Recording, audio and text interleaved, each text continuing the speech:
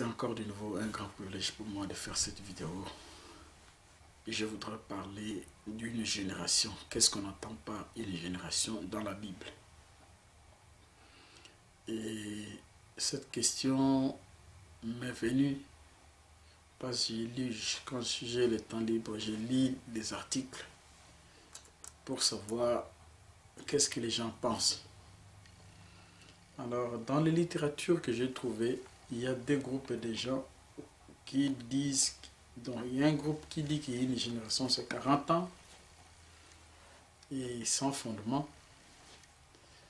Il y a une autre partie qui croit qu'il y a une génération, c'est 70 ans, aussi sans fondement.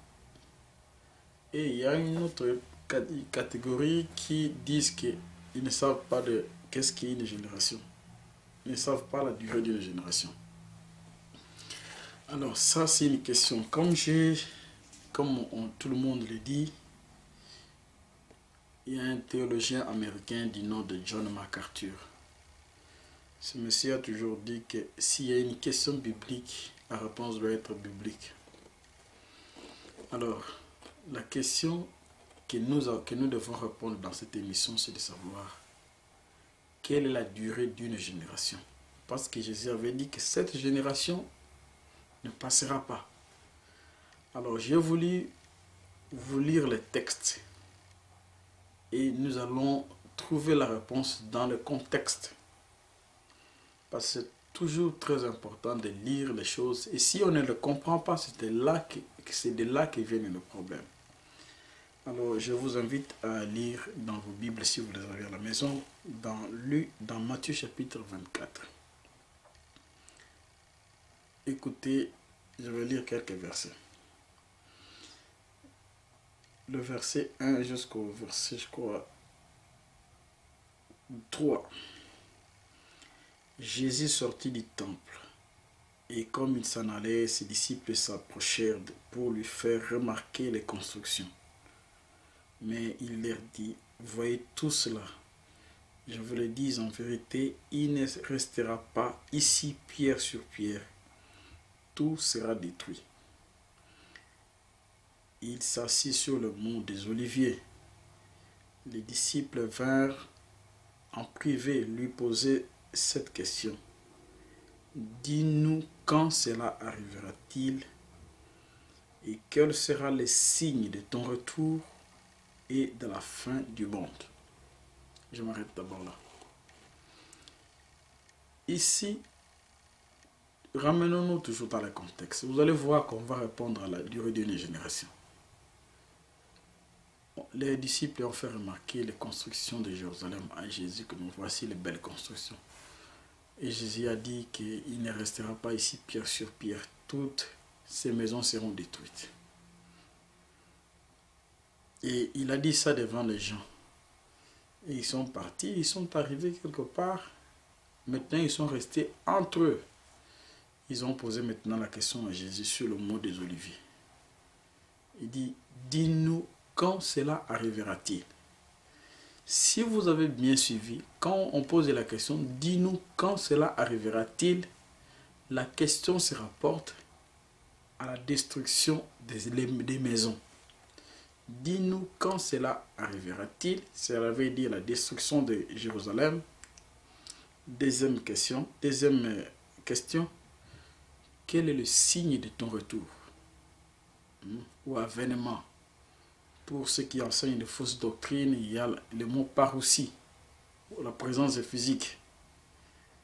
Et troisième question, quand la fin du monde? Donc, les questions sont posées, 1, 2, 3. 3 questions. Quand cela arrivera-t-il? Quel sera le signe de ton retour et de la fin du monde? 3 questions. Et la manière dont Jésus répond à ces questions prête à confusion. Au lieu de répondre de manière normale à la première question, quand cela arrivera-t-il, Jésus n'a pas fait ça. Au lieu de répondre à la deuxième question, quel sera le signe de ton retour, il n'a pas fait ça. Et quand la fin du monde, il n'a pas fait ça. Il a donné des réponses. Il a d'abord commencé par les réponses à la deuxième question. Écoutez, Le verset 4. Jésus leur répondit, faites bien attention que personne ne vous égare ou ne vous séduise. En effet, beaucoup viendront sous mon nom et diront, c'est moi qui suis le Messie ou bien Christ. Et ils séduiront, ils tromperont beaucoup de gens. Vous entendrez parler de guerres, des menaces de guerre. Ne vous laissez pas effrayer, car il faut que toutes ces choses arrivent. Cependant, ce ne sera pas encore la fin. Une nation se dressera contre une autre nation et un royaume contre un autre royaume. Il y aura en divers endroits des famines, de pestes et des tremblements de terre. Tout cela sera le commencement des douleurs. Alors on vous livrera à la persécution, l'on vous fera mourir, vous serez haïs ou détestés de toutes les nations à cause de mon nom. Beaucoup trébucheront, ils se trahiront les uns les autres. Beaucoup de prétendus prophètes surgiront et tromperont beaucoup de gens.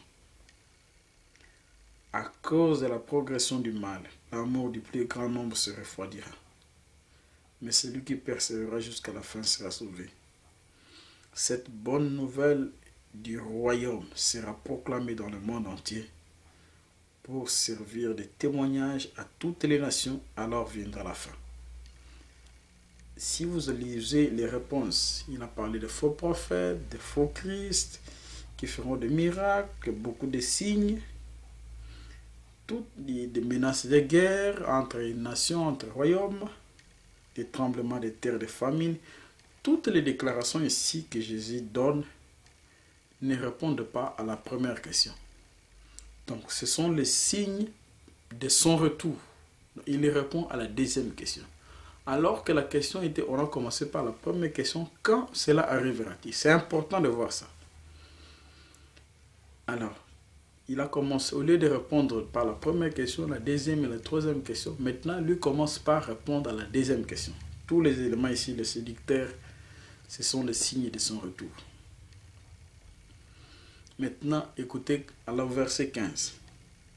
C'est pourquoi, lorsque vous verrez l'abominable dévastation dont a parlé le prophète Daniel, établi dans les lieux saints, que celui qui lit fasse attention. Alors ceux qui seront en Judée s'enfuient dans les montagnes. Que celui qui sera sur le toit ne descende pas pour prendre ce qui est dans sa maison. Et que celui qui sera dans les champs ne retourne pas en arrière pour prendre son manteau. Malheur aux femmes qui seront enceintes et à celles qui allaiteront durant ces jours-là. Priez pour que votre fuite n'arrive pas en hiver, ni un jour de sabbat, car alors la détresse sera si grande qu'il n'y en a pas eu de pareil depuis le commencement du monde jusqu'à présent, et qu'il n'y en aura jamais plus. Et si ces jours n'étaient pas abrégés, personne ne serait sauvé. Mais à cause de ceux qui ont été choisis, ces jours seront abrégés. Vous comprenez que jusque-là, il a répondu maintenant à la première question. Lorsque vous verrez Jérusalem, lorsque vous verrez ceux qui seront sur le toit, il ne faut pas faire ça. Non, les éléments de réponse à partir du verset 15 jusqu'au verset 20 se rapportent à la première question. Et le verset 23 encore, il répond à la deuxième question. Si quelqu'un vous dit alors, le Messie est ici, ou il est là, ne le croyez pas. Car de prétendus messieurs et de prétendus prophètes surgiront. Ils feront de grands prodiges et des signes miraculeux au point de tromper s'il était possible, même ceux qui ont été choisis. Voilà, je vous ai annoncé d'avance. La suite ici, c'est la deuxième question. Si donc, on vous dit, le voici, il est dans le désert, n'y allez pas. Ou le voilà, il est dans le lieu secret, ne le croyez pas. En effet, tout comme l'éclair part de l'est et apparaît jusqu'à l'ouest, il en sera de même le retour du Fils de Dieu. Il en sera, ainsi sera le retour du Fils de l'homme. Là où sera les cadavres, là s'assembleront les aigles. La suite des éléments qu'il donne ici, c'est toujours en rapport avec la deuxième question. On a posé la première question, deuxième, troisième. Mais lui a commencé par répondre à la deuxième question. Après, il répond à la première question. Après, il donne des éléments de la deuxième question. Et le verset 30. Le verset 29. Aussitôt après ces jours de détresse, le soleil s'obscurcira. La lune ne donnera plus de lumière. Les étoiles tomberont du ciel et les puissances célestes seront ébranlées. Alors le Fils de l'homme apparaîtra dans le ciel. Tout le peuple de la terre se lamenteront et ils verront le Fils de l'homme venir sur les nuées du ciel avec beaucoup de puissance et de gloire. Je saute le verset 34. Je vous l'ai dit en vérité, cette génération ne passera pas avant que tout cela n'arrive. Le ciel et la terre disparaîtront, mais mes paroles ne disparaîtront pas. Et c'est là le problème. Donc, si vous avez bien suivi la lecture et vous prenez à la maison, ouvrez votre Bible. Écoutez les types de questions et les réponses que Jésus avait données. La première question, c'est quand est-ce que cela arrivera? C'est la destruction des maisons. Quel sera le signe de ton retour? Et quelle sera la fin du monde? Et à la fin, il dit que cette génération ne passera pas, que tout cela y arrive. Maintenant, on trouve le mot génération. Comment il faut comprendre? D'abord, qu'est-ce qu'une génération? Une génération a plusieurs définitions. Une génération peut être comprise comme l'ensemble de personnes appartenant, vivant, des contemporains en quelque sorte. L'ensemble des personnes contemporaines. Les gens qui ont presque le même âge. Ou de contemporains, on dit c'est une génération. Ça peut être aussi compris dans le sens où vous prenez, depuis que vous êtes né, jusqu'à l'âge où vous avez mis au monde, vous êtes marié et à mettre au monde votre premier fils, cet espace-là, cette tranche d'âge-là, depuis votre naissance jusqu'à avoir votre premier fils, ça s'appelle aussi une génération. Alors, du fait que l'on ne se marie pas au même âge, cela fait que les générations entre les personnes, la notion de génération est variable. Parce que pour parler de génération, il faut avoir un référentiel. Soit vous êtes du même date de naissance. Par exemple, si j'ai 70 ans, alors toutes les personnes qui ont 70 ans dans le même environnement, par exemple, je dirais que tous ces gens sont de ma génération. Par exemple, si j'ai terminé à l'université en 2020, par exemple, alors là, je dirais, ce monsieur-là est de ma génération. Ça veut dire qu'il a terminé en 2020 comme moi, par exemple. Alors, ça s'appelle, en termes faciles, les générations, c'est ensemble les personnes contemporaines. Contemporains, c'est-à-dire vivant ensemble, ayant presque le même âge. Alors, si nous voulons nous rabattre à ce texte, Jésus a dit que, retenez très bien les termes, il a dit que cette génération ne passera pas avant que tout cela. Et je voudrais attirer votre attention dans les détails. Il a dit, cette génération ne passera pas, que tout cela. Dans tout cela, là, si vous voulez comprendre dans quelle génération Jésus fait allusion, il y a des personnes qui ont dit dans leurs explications qu'une génération était de 70 ans. Quel est l'argument qu'ils disent? Ils disent que parce que Jésus avait dit que cette génération ne passera pas, que tout cela n'arrive. Alors, ils ne font pas attention dans le mot tout cela. Ils ne font pas attention à ça. Cette génération ne passera pas que tout cela. Cette partie-là, ils ne font pas attention. Et voici là où l'air de marche ne marche pas. Ils disent qu'une génération est de 70 ans. Pourquoi? Parce que depuis que Jésus a fait cette déclaration sur la destruction de Jérusalem, c'est à la 70, vers la 70 que Titus est venu et a détruit la ville. Donc ils disent comme c'était vers l'an 70, donc ça fait que depuis que la déclaration de Jésus a fait, jusque là ça fait 70 ans.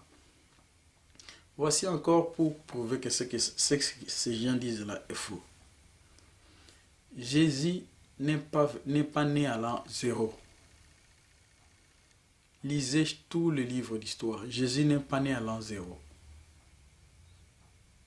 Jésus est né vers les... Donc l'âge où Jésus... Lisez tous les livres d'histoire. C'est vrai qu'on commence à partir de Jésus, mais Jésus n'est pas né à l'an 0. Non seulement ça, il a vécu un certain nombre d'années. Le nombre d'années que Jésus a vécu là, avant de faire cette déclaration, vous ne l'avez pas compté. Et à l'an 70 c'est connu, mais quand est-ce que Jésus avait fait cette déclaration? À partir de ce moment-là, ça n'a pas fait 70 ans. Ça, c'est une autre explication que vous pouvez voir pour dire qu'une génération, ce n'est pas 70 ans. Il tire aussi qu'une génération 70 ans, parce que dans les psaumes, on a dit que la durée de vie moyenne d'une personne, s'il n'est pas robuste, c'est 70, s'il est robuste, il peut aller à 80. La durée moyenne de vie, ce n'est pas ça une génération. Donc 70 ou 80 ans, c'est la durée moyenne qui est dite dans le livre des psaumes. Ce n'est pas ça une génération. Alors, il y a une autre catégorie de gens qui pensent qu'une génération, c'est 40 ans. Alors, pour cette génération de gens, ils ont dans leur esprit, en disant c'est 40 ans, ils font des calculs comme ceci. Que non, en 1948, Israël est devenu un État, une nation. Alors, ils prennent cette date, 1948, plus 40, ils disent 88. Donc, dans leur imagination, Jésus devrait venir en 1948.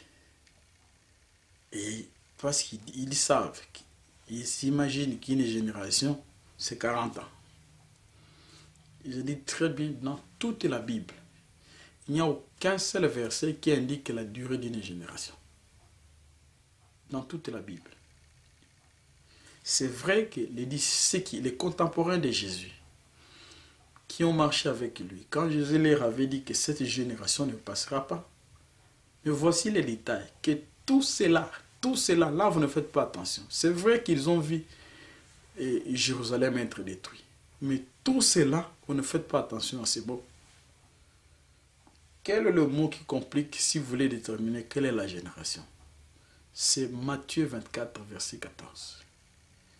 Il est dit, cette bonne nouvelle du royaume sera prêchée dans le monde entier. C'est écrit bien monde entier d'abord, pour servir de témoignage, et à la suite viendra la fin.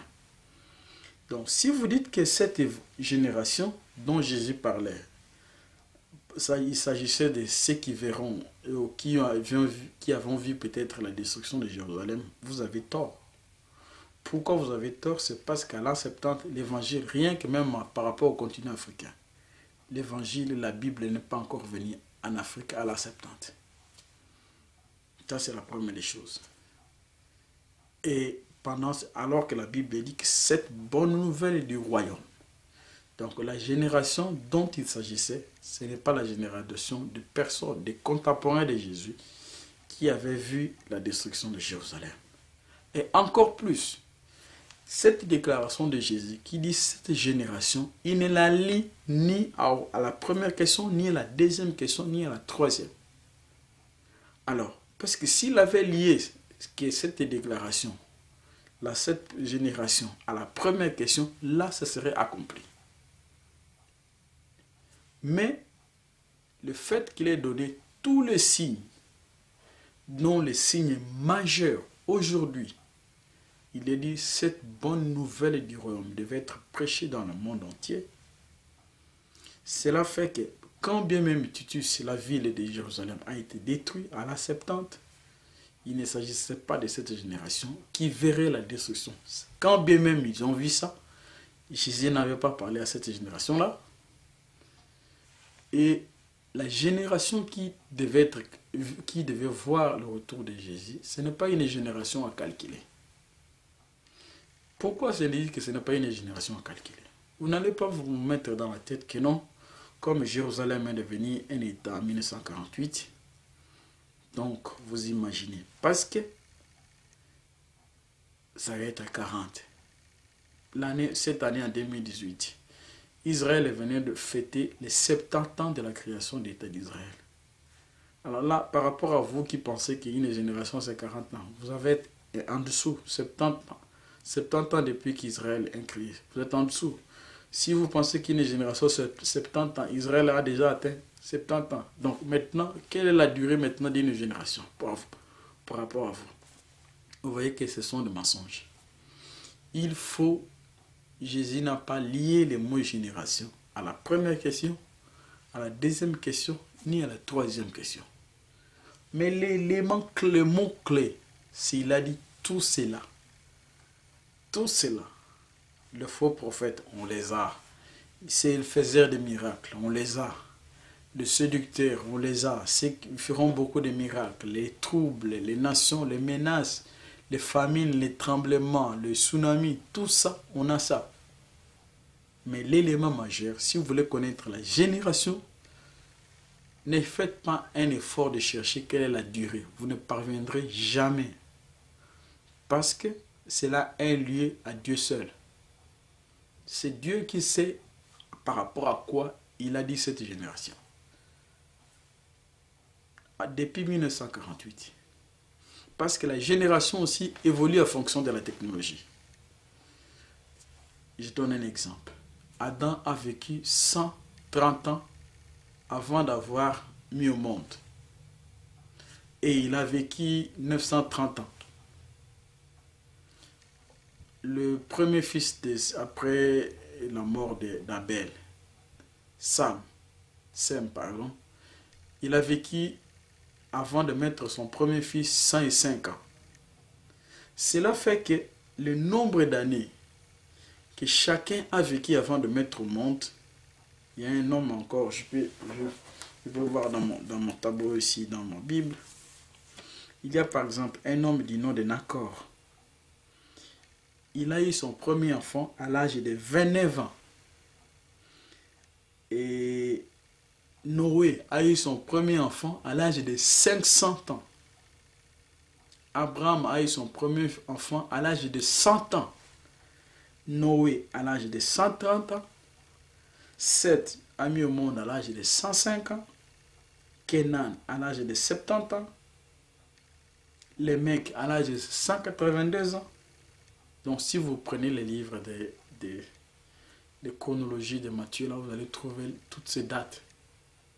Et vous pouvez facilement remarquer que quelqu'un qui a mis au monde son premier fils comme un accord à l'âge de 29 ans et quelqu'un qui a mis au monde son premier fils à l'âge de 130 ans. La génération n'est pas une notion statique, c'est une notion variable. Alors comme c'est une notion variable, vous devez avoir un référentiel. Vous voyez, la personne qui a le plus vécu dans le monde, ça s'appelle Methuselah. Il a vécu 969 ans. Alors qu'aujourd'hui, Abraham a vécu 175 ans par exemple. Vous allez compter le nombre de générations, le nombre d'années que... Si vous voulez compter le nombre de générations, par exemple, Adam a vécu 930 ans. Il a fait combien de générations? Alors même ceux qui font des calculs, c'est vrai qu'il est dit que depuis Adam, depuis Abraham jusqu'à Jésus, ça fait 42 générations. Mais dans ces 42 générations-là, si vous allez dans l'histoire, vous allez trouver qu'il y a des générations de 38 ans, des générations de 64 ans dans le détail. Alors, cela fait que personne ne peut déterminer quelle est la durée exacte d'une génération. Et c'est pourquoi, au travers de cette vidéo, je voulais vous amener à cesser toutes vos réflexions, vos imaginations mensongères, en pensant que quelqu'un peut déterminer à quelle année Jésus va venir. Non. Il a dit que personne ne connaîtra. Et voici comment il a fait ça un mystère. Il a dit que vous... Donc, quand est-ce que cela arrivera? On a vu Jérusalem être détruit à la Septante. Mais il a encore ajouté d'autres signes. Donc, tous ces signes, il y a un signe qui peut cacher, qui semble être caché. C'est celui-ci, la proclamation de la bonne nouvelle dans le monde entier, que ce soit en Corée du Nord, que ce soit en Irak, que ce soit en Russie, partout. Et la bonne nouvelle du royaume, ce ne sont pas les communautés religieuses. C'est Willem bien dit, cette bonne nouvelle du royaume, ce n'est pas l'église catholique, ce n'est pas l'église protestante, c'est la bonne nouvelle du royaume. Et c'est là qui est contenu le secret de la génération. Si vous voulez connaître dans quelle génération Jésus va venir, eh bien, voyez les signes, le message du salut, du royaume, la génération qui verrait la proclamation du message du salut dans le monde entier. C'est cette génération-là. Ne vous focalisez pas sur Israël. C'est vrai que ce qui se passe en Israël interpelle, mais vous ne pouvez pas prendre ni 1948 pour parler d'une génération. Parce qu'en 1948, il y avait des personnes qui avaient 1 an, 2 ans, 3 ans, 4 ans, 5 ans, d'autres qui avaient plus d'années et qui sont encore vivants jusqu'à aujourd'hui.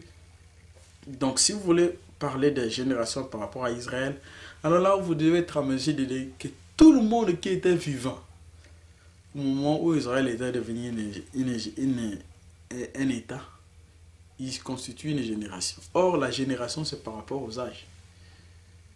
C'est tout un groupe de gens qui vivent ensemble et qui ont presque le même âge. Or, quand Israël, en 1948, tous les jours, il y a des enfants qui naissent. C'est par rapport à quel âge, à quelle date? Non. Ne voyez pas les choses de cette manière. C'est un mystère que personne ne peut déterminer quelle est la durée de vie d'une génération. Je vous ai fait voir que la génération est une notion variable. Elle n'est pas statique.